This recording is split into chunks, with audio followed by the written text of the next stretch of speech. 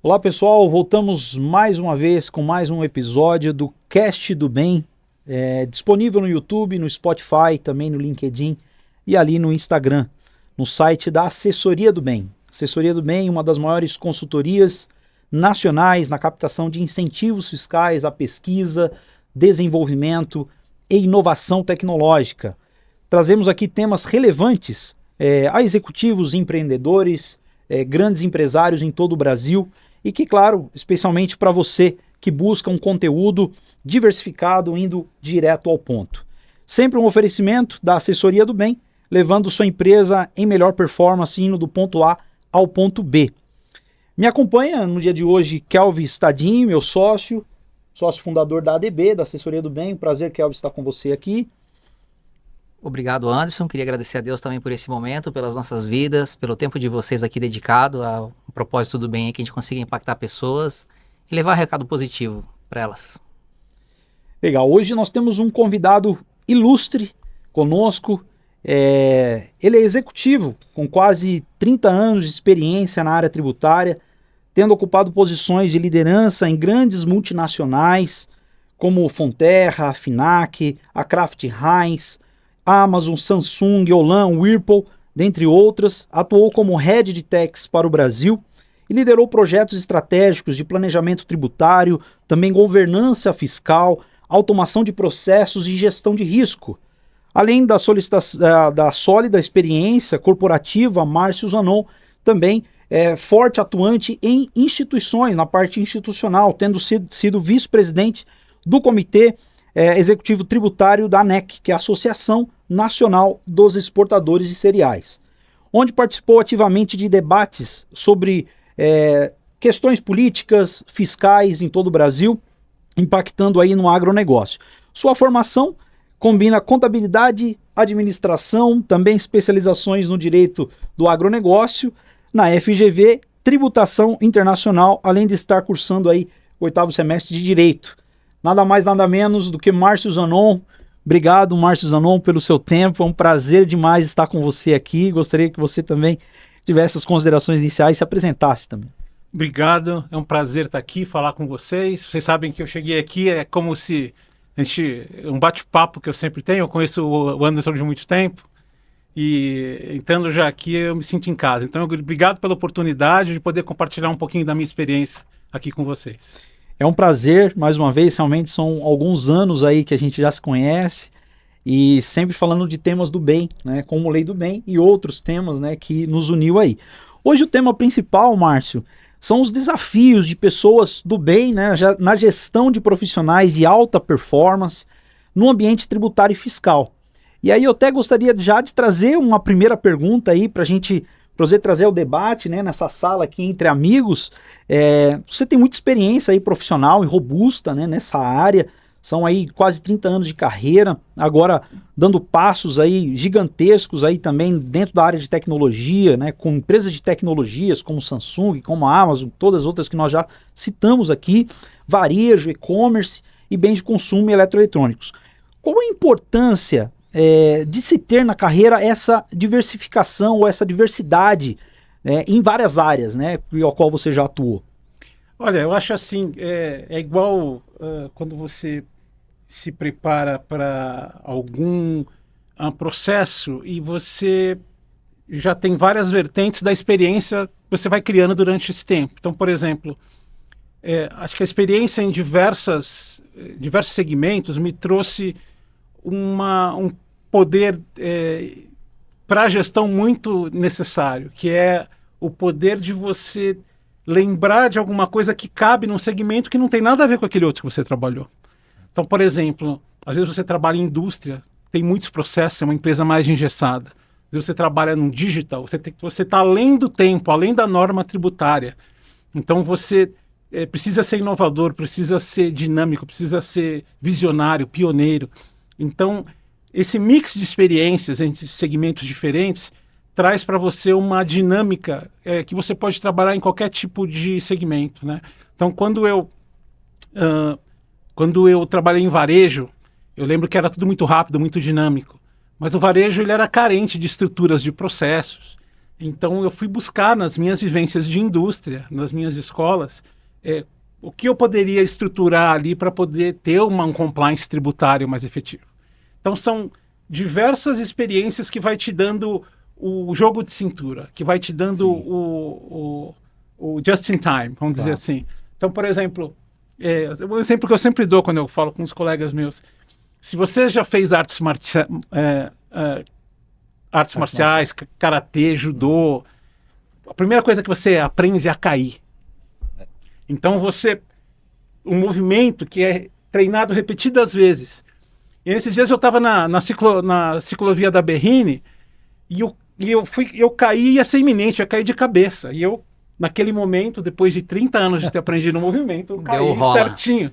Então é mais ou menos a mesma coisa. A hora que você tem a experiência, você traz para o processo de gestão, isso é sensacional. Eu me recordo, ainda dentro desse tema, quando você estava na Kraft Heinz, ainda era Heinz. Ainda Heinz. Você pegou o primeiro processo de aquisição dentro de fusões e aquisições que estava ainda sendo iniciado no Brasil esse movimento. Eu que atuei com fusões e aquisições há muitos anos.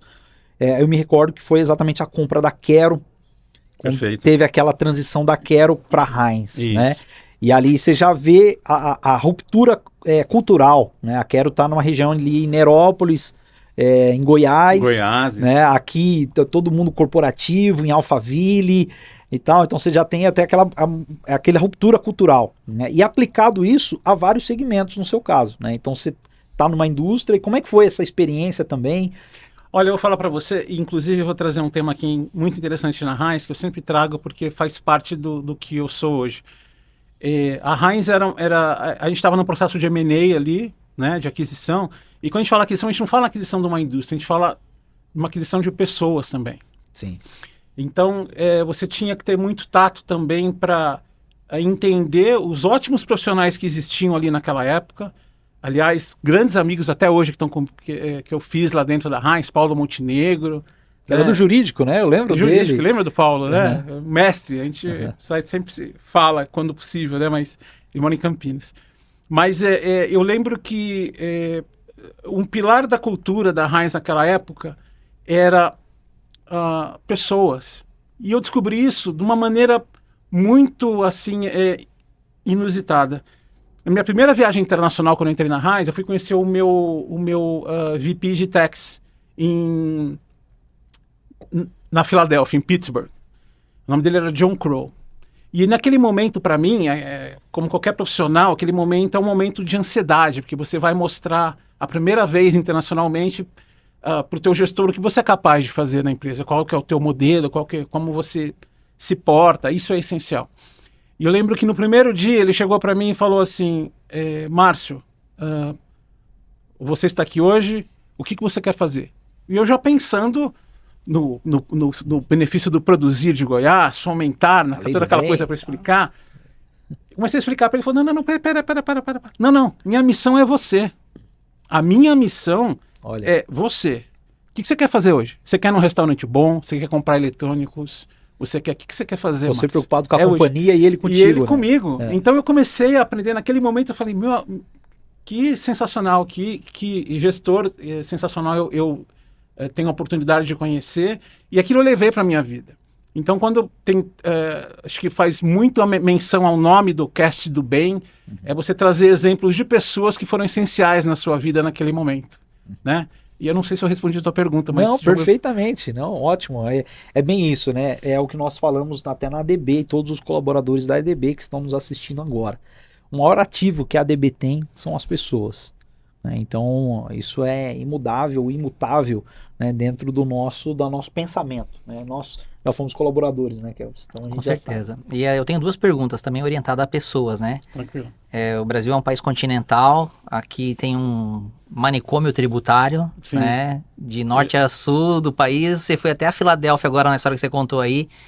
E assim, eu acho que aqui no país ninguém é tão ruim que não entende nada de tributo, de imposto, porque todo mundo tem consciência da carga tributária e como isso onera o nosso povo. Mas eu acho que ninguém é tão bom. Nessa tua jornada aí, você conhece alguém que conheça tudo sobre o tributário brasileiro? Não, isso é uma utopia.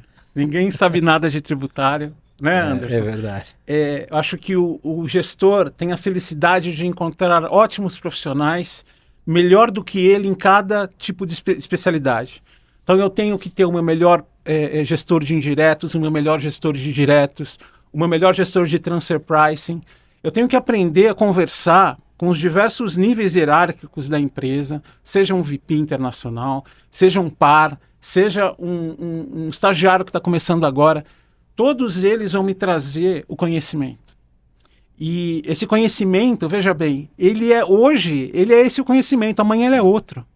Amanhã o nosso ambiente é muito dinâmico, ele muda muito. Então, o que era verdade hoje, amanhã já não é mais verdade. Amanhã vai sair uma nova norma e tudo aquilo que você falou se perde. E eu brinco muito, sabia? Eu brinco que a nossa profissão de gestor tributário é o totalmente oposto ao comentarista esportivo.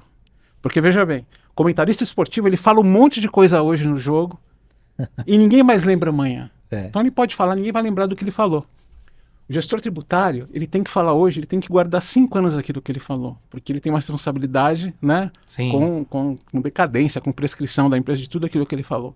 Então a gente está em ambientes opostos. Então é muita pretensão de um gestor tributário dizer que sabe tudo. Ele não sabe tudo. Ele tem que utilizar o material humano para chegar mais próximo do melhor que ele pode dar.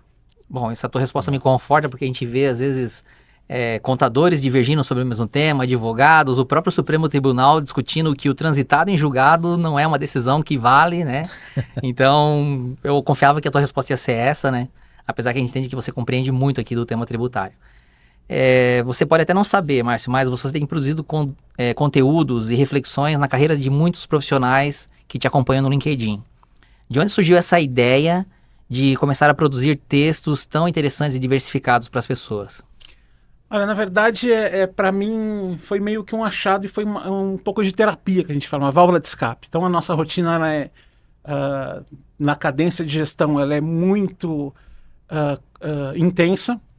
E eu acredito que escrever para mim surgiu de uma ideia de ser verdadeiro comigo mesmo e ao mesmo tempo me ajudar a saber que essa verdade é uma verdade para outros também, né? É lógico, no meio desse caminho, tem muitas pessoas que julgam. Quando você se expõe, existe o julgamento. E tudo bem, né? Esse julgamento acho que faz parte do momento que você quer se expor. Mas eu acho que o benefício é tão grande de você escrever sobre carreira, escrever sobre experiências que não são positivas. Mas entender que aquelas experiências que não são positivas, elas vão te forjar para ser melhor.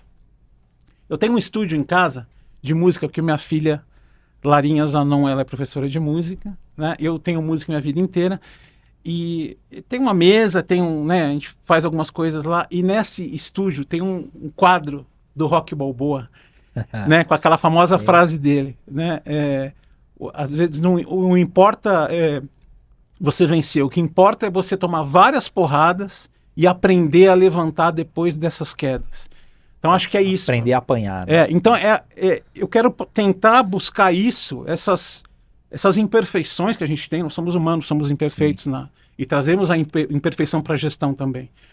Mas que a gente aprenda com elas, e a gente se torne melhores profissionais para se lidar com esse material humano e sejamos melhores, né? Então, acho que de todas as experiências que eu tive no LinkedIn, eu me encontrei como o melhor profissional, como o melhor gestor, pensando em adaptabilidade, pensando em pessoas, colocando essas verdades. E foram inúmeros telefonemas que eu recebi, mensagens, pessoas querendo marcar coaching comigo, às vezes só para que sejam escutadas, porque elas estão nesse ambiente também. Então isso tem sido sensacional. Eu tenho aprendido muito mais do que ensinado quando essas pessoas me ligam, né? E tipo assim, é uma caridade. A gente faz pro bono. Eu não estou ali querendo ganhar nada. É mais para passar isso de uma maneira construtiva. Então tem sido muito interessante escrever esses textos. A gente pensa assim, né? Já que você está falando também dentro do tema de experiência, a gente pensa assim, se nós tivéssemos a cabeça que nós temos hoje, há 20, 30 anos atrás, 40 anos atrás, talvez teríamos feito de forma diferente. Porém, se tivéssemos feito de forma diferente, talvez os resultados também teriam sido diferentes, né? Então, Com certeza. a gente fica nessa incongruência aí, até aproveitando quando a gente fala de experiência, né? Hoje a gente vê um tema no mercado que é até muito polêmico, inclusive até acompanhando também as suas próprias redes sociais no LinkedIn, um tema que está voltado aí o etarismo, né? Que para quem não sabe, o etarismo está voltado a um certo preconceito com pessoas de mais idade, ou até novas também, às vezes muito novas, né? Dentro do contexto profissional, né? Fala um pouquinho sobre esse tema também para gente. Olha, é o que você vive e é parte disso que eu falo sobre a imperfeição das empresas. Eu acho que é uma falta de cultura, eu acho, das empresas. Então, para quem está me ouvindo aqui, se você estiver fazendo uma entrevista e a última pergunta da entrevista é qual é a sua idade, então você já sabe qual é a cultura da empresa. Então, eu acredito que existe o etarismo, eu acredito que com o passar do tempo você aprende a contornar isso, porque você precisa aprender a entender que as vagas, quando elas são publicadas, você não tem ali como eu posso te dizer, você não tem ali no primeiro momento um cenário daquela empresa. Então você vai fazer a primeira entrevista, mas é ali já que você tem que exatamente estar bem atento para que você não vai cair num tipo de empresa que vai te cobrar um alto preço depois. Claro. Né? Então eu acho que para essas empresas onde essa cultura ela é um pouco falha, você vai escutar esse tipo de pergunta. Qual a sua idade? Nossa, mas está fazendo isso ainda? Né? Coisas assim. Então, quando as pessoas chegam até a mim, o que eu falo para elas é, olha, veja a empresa que você quer trabalhar.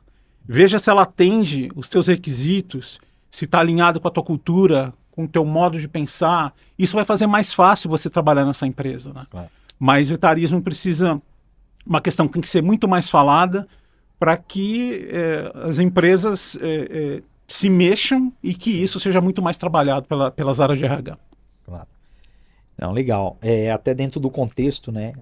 Geralmente é um pouco oposto, né? As pessoas geralmente quando têm muita experiência, às vezes elas querem, vamos chamar num termo aqui mais popular, né? Elas querem deitar em cima daqueles que são mais novos, né? Então, acho que todo mundo já foi estagiário um dia, já foi o júnior lá um dia, né, que alguém já pediu lá, traz lá a correspondência circular, né, isso aí na década de 90. A tinta xadrez. A tinta xadrez, então lavar carimbo. Aí, lavar carimbo, isso. Dá uma saudade, né, porque também o mimimi tá tanto, né, que a gente acaba perdendo algumas coisas que te endureciam, né, é como a luta. Às vezes tomar um direto no nariz vai te tornar um cara melhor. Então essas rasteiras, né, que a vida dava, ela também te preparava de alguma forma, né, não sei se eu sou um nostálgico aqui. Não, mas você tem razão. Você vai ter uma ideia, no primeiro trabalho que eu tive, foi no Banco do Brasil em 95, era o trabalho dos sonhos da minha mãe. Eu trabalhava meio período, né?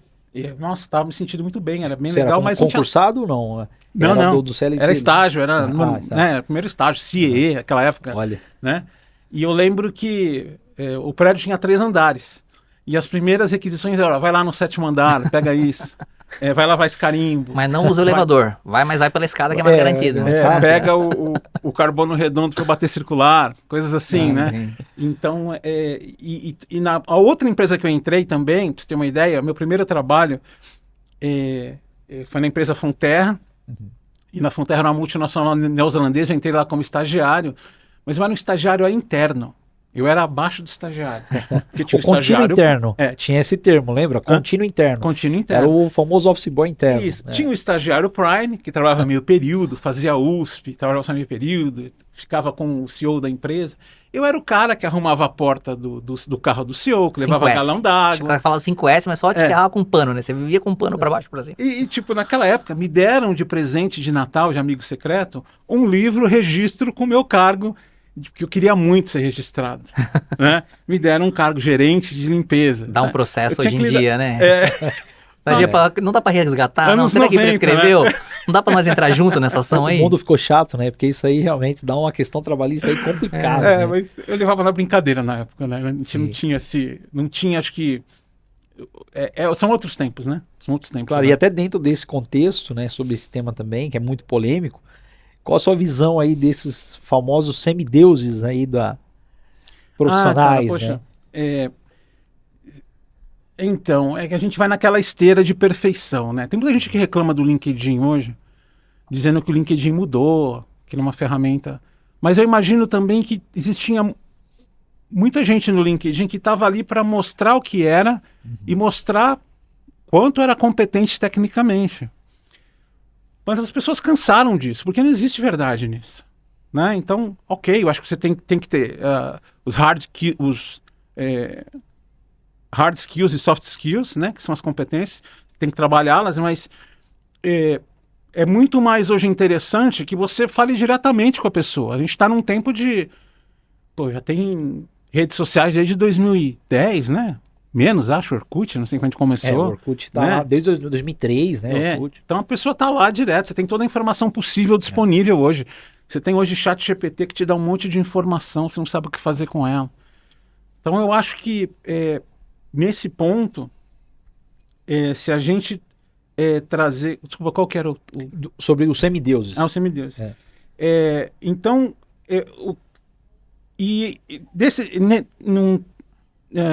umas semanas atrás, eu estava pesquisando sobre, acho que era um professor com o título de PhD que tratou muito mal uma pessoa que estava perguntando para ele. E eu comecei a corroborar com essa ideia de que até onde vai a natureza humana na forma de querer se sobressair ou ter benefícios por algum, sei lá, por alguma questão de ser assim melhor que os outros, né? E acredito que daí surgiu um texto do Fernando Pessoa na época dizendo sobre semideuses, né? Eles falam das pessoas que se acham superior às outras, e eu trouxe isso para o texto, né? Colocando sobre os funcionários que às vezes acham que tem um S do Superman no peito, né? Então até fiz uma brincadeira com uma foto dessa no texto, e eu acredito que esse não é o perfil do profissional do futuro. O perfil do profissional do futuro é esse onde ele tenta utilizar a sua experiência para poder puxar mais no estilo de liderança de um funcionário que precisa ser mais puxado e dar mais empowerment para um outro funcionário que é totalmente colaborador, que dá ideias, que está mais preparado. Então você tem que ser um pouco de cada coisa, utilizar vários estilos de liderança para trazer esses funcionários para que eles aprendam também. Então, se você tiver um semideus na sua cabeça, ninguém chega perto de você. E você limita até outros talentos, né? Nós verificamos até no mercado, assim, do antes e pós-pandemia, quando você tinha, antes da pandemia, um júnior que sentava do seu lado, você tinha a possibilidade de ensiná-lo muito mais. Entra a pandemia. Você que tem um conhecimento, legal. Só que as pessoas do seu time que precisam ter a vivência ou a convivência. Então aí entramos numa outra era, na era digital e no trabalho, no famoso home office, né, a qual você acaba tirando também um pouco dessas experiências, né? E aí, claro, aparecem no meio do caminho aqueles que acham que sabem tudo, mas se você for ver mesmo, tem muitas coisas a aprender mesmo no mercado. E aí o que a gente não consegue transmitir? Essa expertise que tem uma pessoa que realmente é de alta performance para uma pessoa que é mais nova, né? Então tem um problema também, tem um lado bom, um lado ruim de estar no home office, para também mitigar isso, né? Essas pessoas que querem se sobressair sobre as demais, às vezes porque não conhece, porque não convive. Sim, e eu vou dar um exemplo para você. Recentemente, na última experiência que eu tive, uma colega, ela foi fazer uma apresentação em inglês, ela estava nervosa. A gente sabia que ela sabia fazer a apresentação em inglês, né? No call. E o que ela só precisava era de uma pessoa com a mão no ombro dela dizendo, tá ótimo, vai em frente. Uhum. Isso é segurança. De que maneira você ensina segurança para uma pessoa? Dando chão para ela. Então, a partir do momento que você enxerga que ela já está preparada e é mais uma questão de insegurança, olha, vai, acredita. É a exposição que vai te dar essa forja. Ela precisava acreditar nela mesma. Nela mesma. Então, isso acho que faz parte do aprendizado. Acho que são São momentos que você tem na sua carreira que você tem que sacar. Não, peraí, já aconteceu isso comigo. Alguém botou a mão no meu ombro nessa hora, eu vou fazer a mesma coisa, vou retribuir. Eu vou aproveitar aqui a tua resposta e esse link dos semideuses versus o estigma de vira-lata do brasileiro, né? Desse estigma de às vezes ser inferior. E fazer a seguinte pergunta para ti, né? Além de colocar a mão no ombro do profissional, né? Que você falou, né? Que é um acolhimento. Quais são os outros desafios aí do gestor tributário dentro de uma estrutura internacional hoje no Brasil? Acho que a estrutura internacional hoje, indiretos no Brasil sempre foi uma coisa muito peculiar, impostos indiretos. Se você for lá fora, um gestor tributário é uma coisa simples, ele é uma pessoa mais focada no caixa, mais pagamento de impostos. E eu acredito que hoje, que no Brasil, indiretos é a função do dia a dia. Você tem que saber indiretos no dia a dia, porque o negócio acontece no indiretos, no dia a dia. Só que lá para fora, o que te dá exposição é impostos diretos.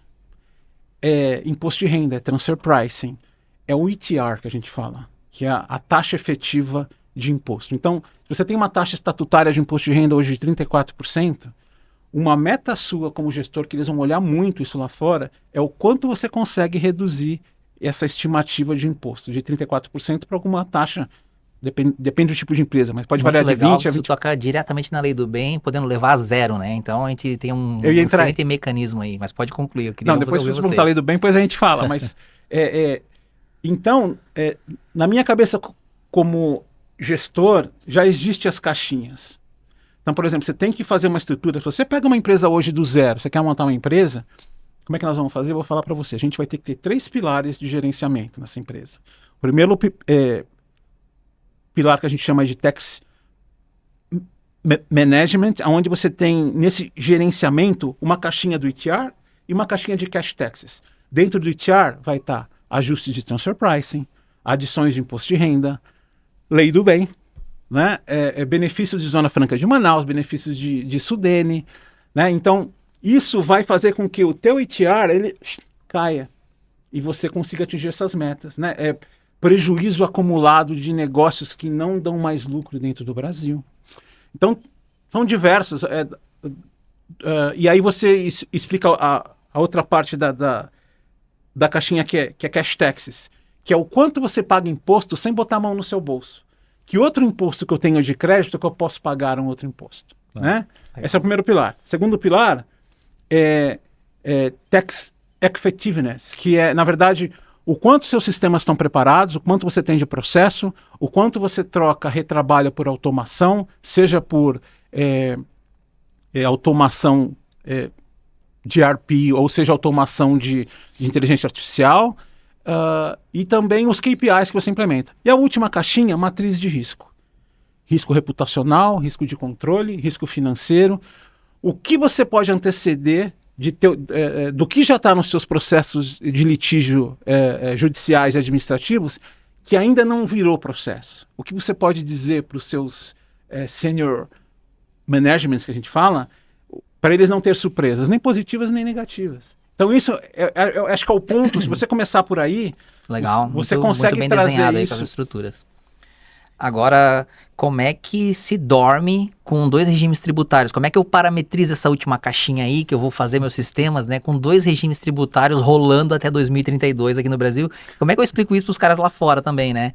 Então a pergunta que eu tenho para ti é, quais as expectativas para a reforma tributária, os prós e os contras?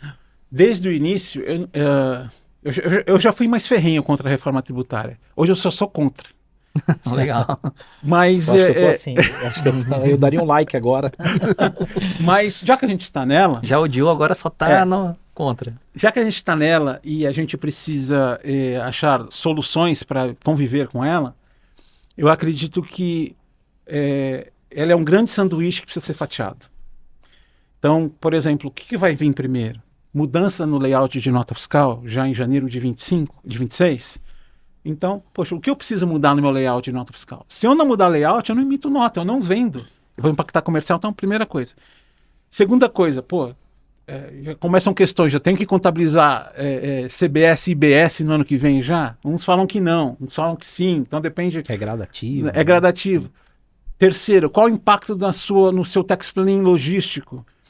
qual a mudança da origem para o destino, né? Então, você precisa fazer esses cenários e tudo isso, como você falou, tentando explicar para um estrangeiro que não existe o IVA definido. Você estima que ele vai ser entre 27,5, 28, não sei. Mas, enquanto ele não é definido, todo o resultado de número ele muda. Né? Então, eu acho que você precisa, falando nessa estrutura e nesse contexto, o que você precisa colocar para o exterior é que, olha, a gente vive num país que não existe segurança tributária, nem segurança jurídica, e no momento a gente precisa fatiar para começar a se preparar para ela, mas que ela pode mudar muito ainda durante o tempo. A gente tem mais 2 ou 3 governos previdenciais nessa transição.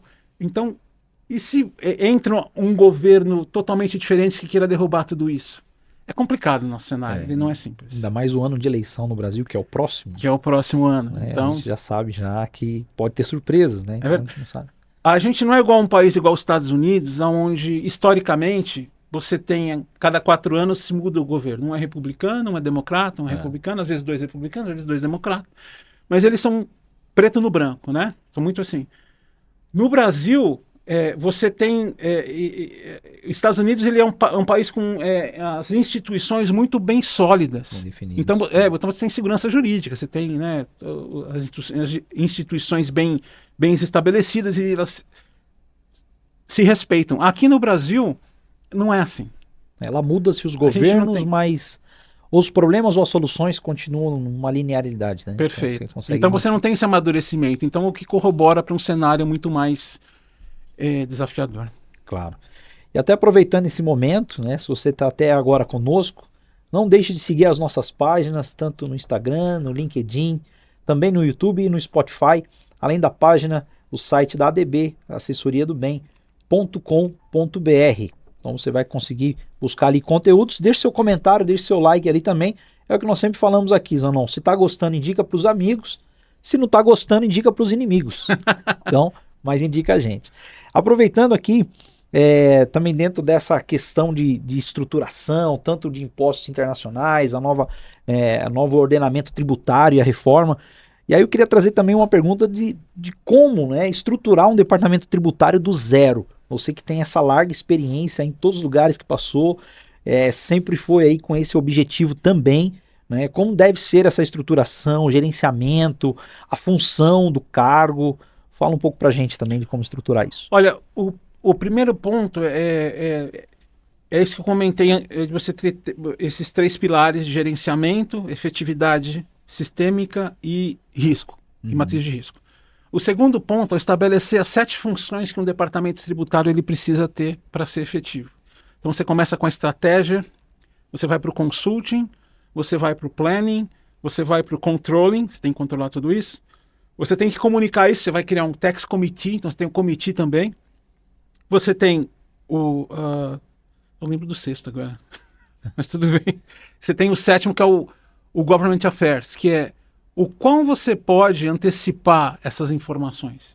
Então é o trabalho com as instituições, é o trabalho com instituições privadas, com a do governo, para que você traga isso, saiba as dores de outras instituições, outras empresas que trabalham, ou questões novas que você não enfrenta na empresa ainda, para trazer e tratar isso quanto antes. E outra coisa, você tem que ter as pessoas certas nos locais certos, né? Então, por exemplo, no Brasil é muito comum que as pessoas de diretos não conheçam muito indiretos e vice-versa, né? Porque a questão da contabilidade, a pessoa de diretos está muito mais é uma pessoa de contabilidade. Pessoas de indiretos é uma pessoa muito mais na zona cinzenta.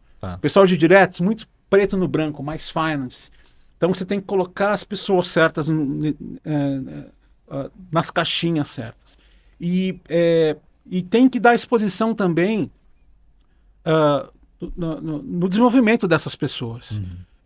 O que você vê muito por aí é buscar profissionais fora, é buscar profissionais às vezes até estrangeiros, mas você precisa entender esse material humano e desenvolver essas competências, né? Faz parte do gestor fazer um plano de desenvolvimento do indivíduo ali também, né, para que você consiga chegar nessa excelência. Hoje se fala muito em planejamento tributário, né? Então as pessoas falam, nós estamos no meio do planejamento tributário, ou vamos iniciar agora um planejamento tributário, ou vamos contratar uma consultoria de planejamento tributário. E aí fala-se no planejamento tributário, mas existe um passo antes, que é poder estruturar um departamento tributário, que muitas empresas não têm nem a estrutura de um departamento, e ela já quer fazer esse trabalho aí de planejamento tributário, né? Então, é uma etapa antes, né? É uma etapa antes. E aí é que entra, né? Por exemplo, você ter os parceiros certos, né? Claro. Às vezes a empresa, como você falou, é deficitária nessa estrutura e você precisa bater metas, reduzir o ETR, né? Tá. Aí entra em questões de inovação tecnológica, né? Que a gente já trabalhou Sim. muito no decorrer desses anos, para que você tenha acho que uma possibilidade de demonstrar o quão burocrático o Brasil é, sim, mas o quanto de oportunidade existe nele ainda. Sim. Até um desafio, né, já trazendo também dentro desse tema, é a questão do transfer price, né? Então tem sido um desafio aí para as empresas, né? O que o transfer price traz, ao seu ver, de desafios aí para as empresas no dia a dia? Olha, a grande questão atual do transfer pricing, e que pega muitas empresas, é às vezes uma falta de comunicação geral. As empresas são muito grandes às vezes e as informações precisam ser segmentadas. Então, a primeira coisa que você tem que fazer é pegar esses business e mostrar o resultado dele de cada business. Então, você vai pegar o EBIT de cada business. Mas veja bem, às vezes você entra num conflito porque a tua área de FP&A tem uma projeção de uma margem muito maior do que existe a margem da demonstração financeira daquele negócio que você está fazendo. E o que vai valer para transfer pricing é demonstração financeira, é o número de margem da demonstração financeira. Então tem questões internas a serem desenvolvidas. Tem um outro ponto. O Brasil nunca foi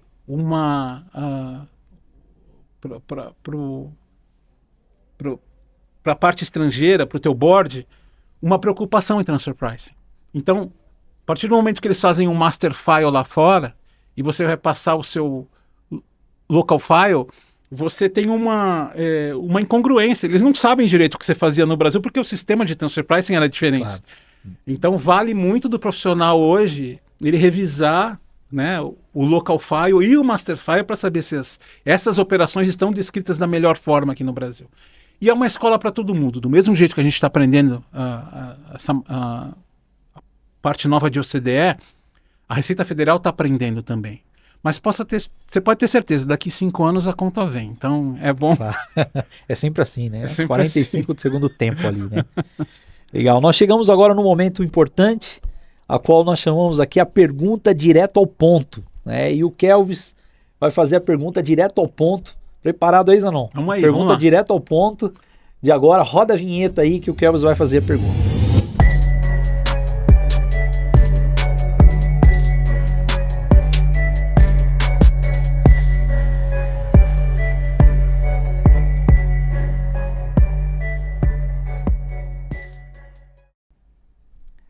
Qual a importância da lei do bem nas companhias brasileiras e principalmente nas companhias em que você passou, né?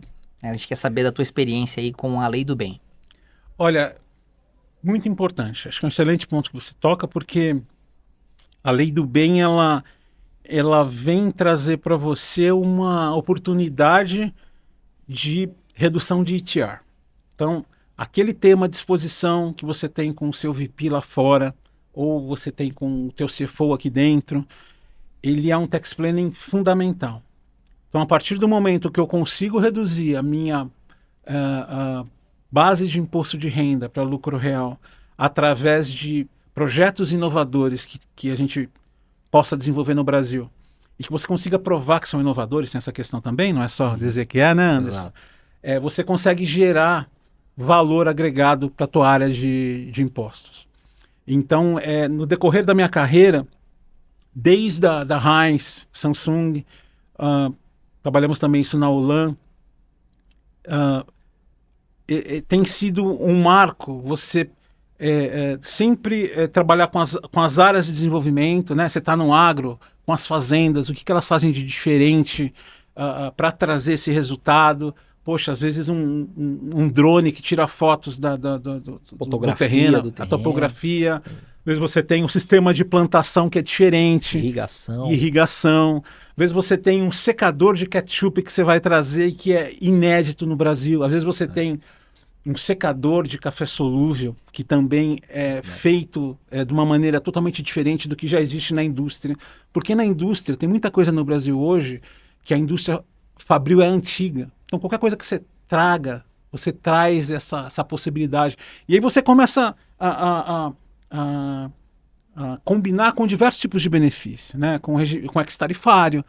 No final das contas, eu acredito que eu já tenha economizado durante todos esses anos para essas empresas mais de 300 milhões de dólares só de lei do bem. Incrível. E as pessoas continuam fazendo isso. Ficou Elas sabem legado, do potencial. Né? Ficam legado. Muito bacana esse testemunho teu. E, de fato, mesmo as empresas do agro ou a indústria tradicional viraram empresas de tecnologia. Já aquele tema de que quem não inovar vai estar fora do mercado, não é só no discurso. A própria Receita Federal, de forma compulsória, tem empurrado as empresas para essa transformação digital.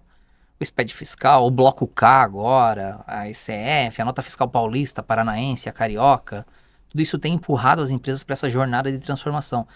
E me parece que beira a covardia pensar que o cara de techs tem que entender de desenvolvimento de produtos, processos e sistemas, né? Mas ele precisa pelo menos compreender que dentro do negócio onde ele estiver, independente do segmento, que não precisa ser na NASA para estar desenvolvendo, para estar fazendo pesquisa e desenvolvimento. Em qualquer ambiente hoje existe inovação tecnológica, principalmente por conta do nosso legado industrial aí, né? O nosso parque tecnológico que ainda precisa de muita modernização e principalmente por conta dessa jornada de transformação digital. Então, mesmo empresas que investem em commodity, elas têm oportunidades dentro da lei do bem. E o teu testemunho é fantástico aí, 300 milhões não é uma... E de dólares ainda é uma rúbrica representativa. E é bem interessante porque até nós conversávamos antes, né? Você atua na lei do bem ou conhece ou trouxe a lei do bem como uma novidade para a companhia que você estava na época, que era a Heinz. E isso foi em 2003, 2002, 2003 ali, meados de 2003. Então nós estávamos falando de um período onde os contadores ainda tinham um receio pela questão do livro caixa, você não tinha a questão da ICF, hoje é tudo digital, hoje se você colocar uma vírgula ali errado, se a sua contabilidade não se atentar, o próprio sistema, o software que está ali rodando vai pegar, ou a auditoria que está fazendo a sua auditoria vai conseguir identificar, então...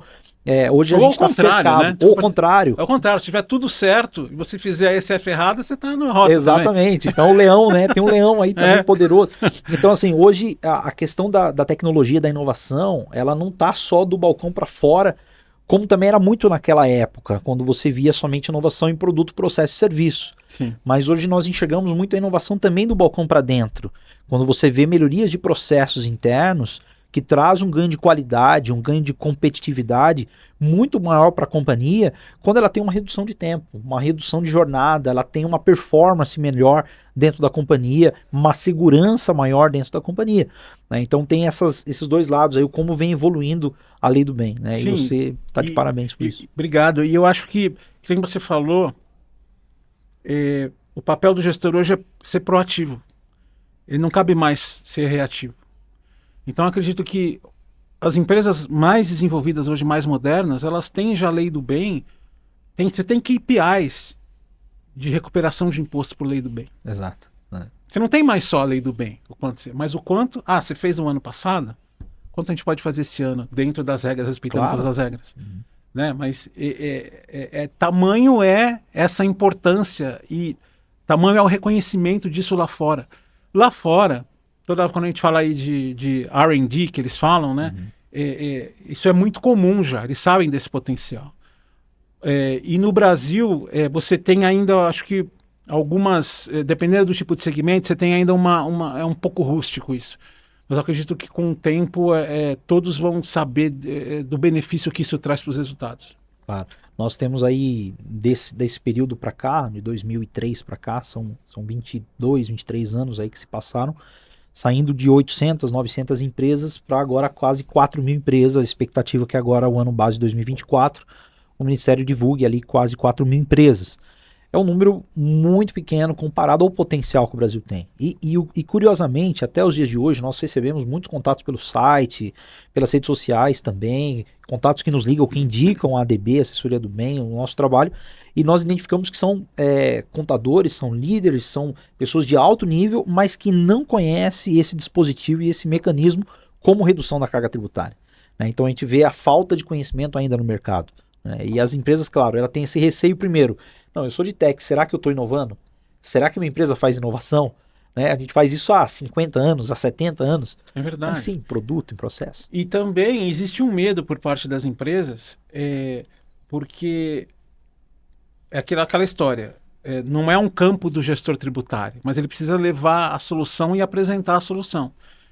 E ele precisa de pessoas especializadas, um engenheiro do projeto que avalia se há inovação ou não.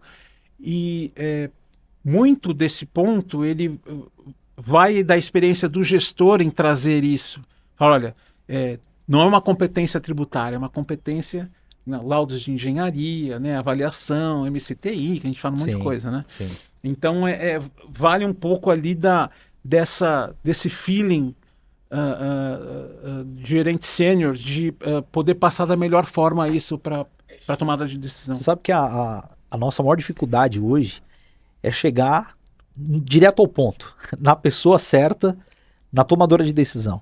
Por quê? Porque às vezes quando você tem um filtro inicial da nossa área de negócios, da área comercial, por exemplo, ou às vezes até uma indicação, o contador, o que ele pensa? Ele pensa assim, bom, eu vou trazer esse cara aqui, mas depois ele vai querer tocar em outros temas que eu cuido, e ele acaba ficando com receio de algo que é benéfico para a empresa, porque ele está lá desde que a empresa foi fundada, porque ele é amigo do dono. E tem outro tipo de pensamento também. Não, vou fazer esse ano com ele, e o ano que vem eu vou fazer o mesmo. Eu falo, meu amigo, como é que você tem a competência de saber se uma atividade é inovação ou não? Exato. Não é? Às vezes o contador quer ser inovador também. Exatamente. Então você tem que, peraí, não é assim. Precisa do acompanhamento. E a gente mostra para ele o seguinte, que não só existe uma expertise do lado de cá, né? Se a gente falar dessa mesa aqui, fora os seus anos, né, de experiência, quase 30 anos aí de expertise, se a gente falar da Lei do Bem especificamente, a gente tem 20 anos, né, de inovação, atuando com a Lei do Bem. Estou fazendo aniversário esse ano aí de Lei do Bem, 20 anos de Lei do Bem, 20 anos de Anderson na Lei do Bem.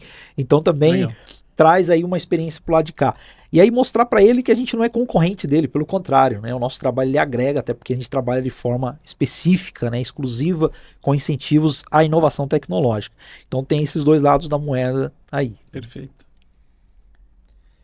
Vamos concluir, né? Acho que a gente está chegando no final, né? Infelizmente, passou, aí de mais um ponto, passa rápido. Que o rápido. tema. E nós vamos concluir aí também um pouquinho aqui, sair um pouco do âmbito profissional, né? Entender quem que é o Zanon fora do LinkedIn, né? Quem que é o Zanon ali fora das redes sociais profissionais, né? Melhor dizendo. Fala um pouquinho pra gente também. Olha, o Zanon fora do LinkedIn, ele é o pai da Lara e da Emanuele. Ele é o marido da Sônia, o avô da Cecília, né? 7 meses. Já é avô, Zanon? Vovô. Você tá 7 entregando. meses. Cara, e olha só, hein? E você tem cabelo pra caramba. Eu fico com uma inveja lascada porque eu não tenho cabelo nenhum, ainda sou avô ainda. Tenho barba branca aí, ó. Já tá. E é a certeza de que a gente está sempre aprendendo, né? Não importa a empresa que a gente vá, e a gente tem que entender que a gente somos elos de seres humanos. Então, acredito que enquanto puder estar trazendo essa verdade, dessa inovação, né, eu acho que é o cara que não aparece ali no LinkedIn. É lógico, a gente tem que cumprir com todos os requisitos de ser um gestor tributário, com as imperfeições que o nosso país tem, mas ao mesmo tempo você tem que saber como tirar o melhor das pessoas que trabalham com você e como passar o seu melhor. Você falou no começo, não sei se foi você, Anderson, ou foi você que falou sobre a síndrome de sabotagem, né? Existe muito isso.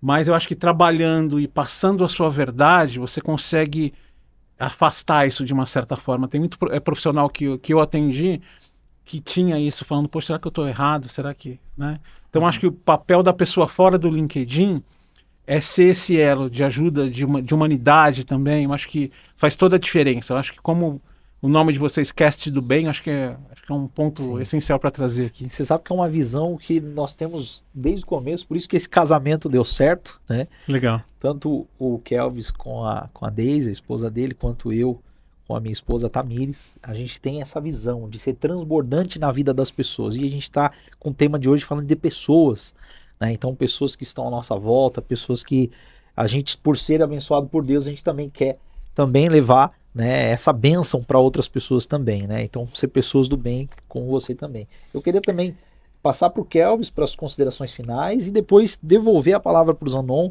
para que você olhe para a câmera e agradeça também o seu público nessas considerações finais. Zanon, obrigado pelo teu tempo, cara. Eu acho que foi um momento que nós aproveitamos, sem dúvida vai marcar aqui a minha memória, esses momentos que nós estivemos juntos.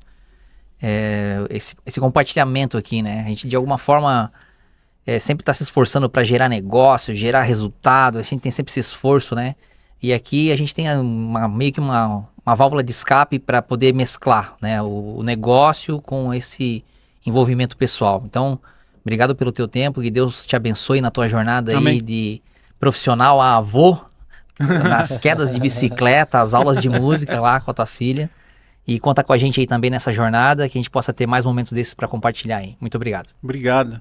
Eu agradeço vocês, agradeço a você, conheci hoje, a Anderson, muitos anos. Obrigado. E também queria desejar toda a sorte do mundo para vocês, dizer para todas as pessoas hoje que estão nos acompanhando, para que continuem estudando muito. Reforma tributária é um ponto que vai vir com tudo nos próximos anos, então eu acho que o desaprender agora é a principal coisa. A gente precisa desaprender, tirar o que a gente já sabia e colocar coisas novas ali, né? Mesmo que ela mude depois, mesmo que ela seja imperfeita, a gente tem que assimilar isso da melhor forma. E também que desejo que a gente possa, num futuro próximo, ter um ambiente tributário mais sólido que o país merece, para trazer mais resultado positivo para as empresas. Então, muito obrigado aí pelo convite de vocês. Nós que agradecemos. Quero agradecer também a você que ficou até aí conosco, nos acompanhando, um tema super pertinente, relevante, um baita de um convidado. Obrigado, Zanon, mais uma vez pela sua presença. Kelvis Stadin, meu sócio, obrigado uma vez pela oportunidade. Estamos juntos. Não deixe de seguir as nossas páginas nas redes sociais, LinkedIn, Instagram, YouTube. Aqui está passando aqui embaixo também nosso site da Assessoria do Bem, sempre um oferecimento numa das maiores consultorias voltada à lei do bem no Brasil. Obrigado a você mais uma vez em mais um Cast do Bem e até a próxima. Um grande abraço.